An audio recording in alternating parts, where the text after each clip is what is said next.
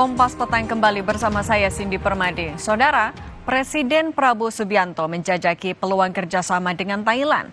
Presiden dijadwalkan bertemu Raja Thailand dan Perdana Menteri Thailand.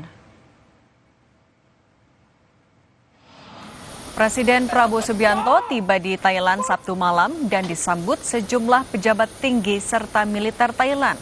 Selama berada di Thailand, Presiden Prabowo Subianto dijadwalkan melakukan pertemuan dengan Perdana Menteri hingga Raja Thailand Maha Vajiralongkorn. Pemerintah Indonesia akan memperkuat hubungan strategis dan kerjasama bilateral di berbagai bidang, termasuk ekonomi, perdagangan, dan pertahanan.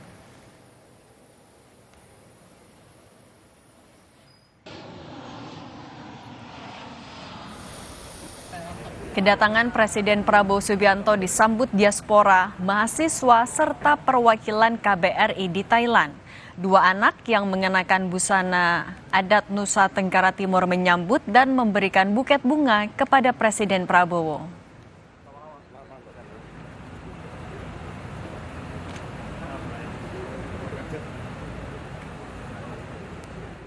Presiden Prabowo Subianto menegaskan tak akan maju lagi sebagai calon presiden di pemilu 2029 jika kinerjanya saat ini sebagai presiden dinilai gagal. Dalam sambutannya di acara Kongres keempat Tunas Indonesia Raya, Prabowo mengingatkan agar kader tidak melontarkan dukungan 2 periode. Untuk saat ini, Prabowo bilang, sedang berfokus mengejar target-target yang sudah ditetapkan selama 1 periode sebagai presiden.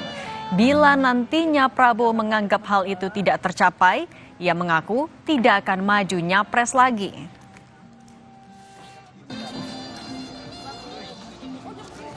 Ada yang sebut Prabowo 2 periode. Saya kira saya mau koreksi. Kader-kader muda, saya mau koreksi saudara-saudara.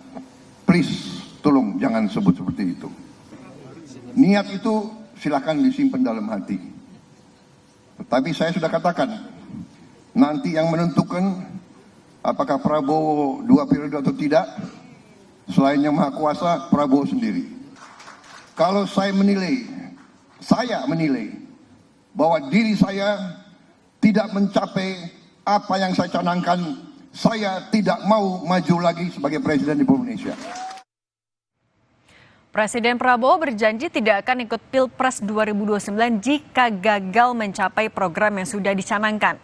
Bagaimana membaca janji Presiden dan bagaimana membaca tolok ukur keberhasilan program? Kita bahas bersama Direktur Eksekutif Parameter Politik Adi Prayitno. Mas Adi, selamat petang. Selamat petang, Mbak. Mas Adi, Februari Partai Gerindra sudah deklarasi mau dukung Prabowo Subianto nyapres di 2029. Sejumlah partai politik juga sudah mendeklarasikan dukungan itu, misalnya PAN. Tapi sekarang bilang nggak akan nyapres kalau gagal program-programnya. Apa yang bisa kita baca dari janji Presiden ini? Ya, saya kira memang ini adalah satu statement politik yang cukup diplomatis. Tentu untuk menghindari agar tidak ada tuduhan-tuduhan bahwa Prabowo itu punya ambisi untuk kembali menjadi calon presiden untuk yang kedua kalinya. Kesan yang ingin disampaikan itu adalah bahwa saat ini Prabowo Subianto memaksimalkan seluruh energi dan kemampuannya adalah hanya untuk bekerja untuk rakyat. Jadi kebijakan-kebijakan populis yang sudah dibuat, misalnya soal program makan bergizi gratis, rumah buat rakyat, koperasi merah putih, memangkas biaya haji dan seterusnya, itu adalah program-program yang saat ini sedang di-launching dan tentu saja harapan terbesarnya semua persoalan yang dihadapi oleh masyarakat itu bisa maksimal. Oleh karena itu, kalau saya hitung rata-rata secara umum, ini adalah pernyataan Prabowo yang kesekian kalinya ketika muncul dukungan Prabowo untuk maju kembali di 2029. Prabowo sebenarnya hanya ingin kasih pesan bahwa ya oke, dukungan itu tapi tidak untuk diungkapkan saat ini. Apalagi di era medsos yang serba terbuka, tentu untuk mengantisipasi tuduhan-tuduhan ini baru jadi presiden 6 bulan, tapi kemudian memunculkan wacana untuk maju yang kesekian kalinya. Bekerja dulu, baru kemudian terkait dengan Pilpres itu belakangan. Saya kira pesan itu yang sebenarnya ingin disampaikan oleh Prabowo Subianto. Nah yang kedua, bagaimana cara mengukur soal kinerja Prabowo itu bisa terwujud ataupun tidak, ya tentu kalau kita membaca argumen rata-rata secara umum ya adalah salah satunya pakai argumen-argumen survei yang itu juga bagian dari misalnya survei opini publik. Misalnya memasuki 100 hari ataupun 6 bulan kinerja Prabowo Subianto, saya kira memang tingkat approval rating dan kinerjanya kan diapresiasi. Oke, Bahkan misalnya Mas Adi. Oke, merespons pernyataan Prabowo Subianto yang minta kadernya nggak ngomongin 2 periode, Sekjen Partai Gerindra juga bilang kalau hal ini tuh wujud kerendahan hati Prabowo agar bisa mewujudkan janji kampanyenya setelah jadi presiden. Muzani pastikan Partai Gerindra usung Prabowo sebagai calon presiden di 2029. Kita dengarkan dulu pernyataan Muzani. Tapi tentu saja sebagai orang yang kita calonkan sebagai ketua Dewan Pembina, beliau rendah hati, beliau anda pasor, beliau menghargai keinginan kader termasuk kemarin Tunas Indonesia Raya yang merupakan sayap partai. Beliau menghargai, akan tetapi beliau ingin agar pemerintahan yang belum setahun ini diberi kesempatan untuk membuktikan semua janji kampanyenya agar beliau bisa berkonsentrasi menjalankan itu, dan kami menghargai itu. Partai Gerindra dari awal sudah pasti bahwa keputusan Kongres kita minta Pak Prabowo untuk bisa maju dan dicalonkan oleh Partai Gerindra dalam Pilpres 2021. Itu keputusan Kongres. Mas Adi, dengan posisi Gerindra akan tetap mengusung Pak Prabowo, kemudian juga dengan kondisi legislatif yang mayoritas isinya koalisi pemerintah, apa tolok ukur keberhasilan Presiden? Ya saya kira memang yang tadi sudah saya sebutkan adalah survei opini publik atau pendapat-pendapat publik yang saya kira kalau diukur 100 hari kinerja, 6 bulan kinerja, saya kira kan memang mendapatkan respon yang cukup positif. Karena minimal dari segi kebijakan misalnya, begitu banyak kebijakan-kebijakan politik Prabowo Subianto yang dinilai populis, pro rakyat, dan down to earth. Misalnya soal program makan bergizi gratis, ya suka tidak suka.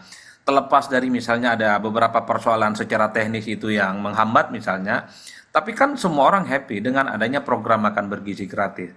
Termasuk misalnya soal bagaimana Koperasi Merah Putih, kemudian juga pemangkasan biaya haji, dan bahkan belakangan ini misalnya kita mendengarkan ada klaim dari pemerintah surplus soal beras. Kan saya kira itu adalah indikasi-indikasi yang kemudian bisa dijadikan sebagai guidance bagaimana misalnya pendapat-pendapat publik itu bisa dijadikan sebagai ukuran bahwa kinerja Presiden saat ini Prabowo Subianto sangat layak diapresiasi.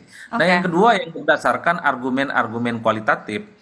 Apa argumen kualitatif? Ya tentu adalah pendapat-pendapat elit, pendapat-pendapat para ahli yang memang cukup paham bagaimana cara kinerja pemerintah saat ini.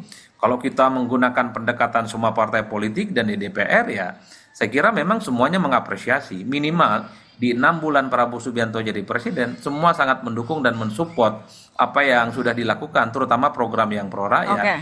Meski harus diakui ada kanan kiri, terutama kelompok-kelompok aktivis yang masih kritis ya, yang menganggap bahwa program yang dinilai pro rakyat ini masih perlu dibenahi satu persatu.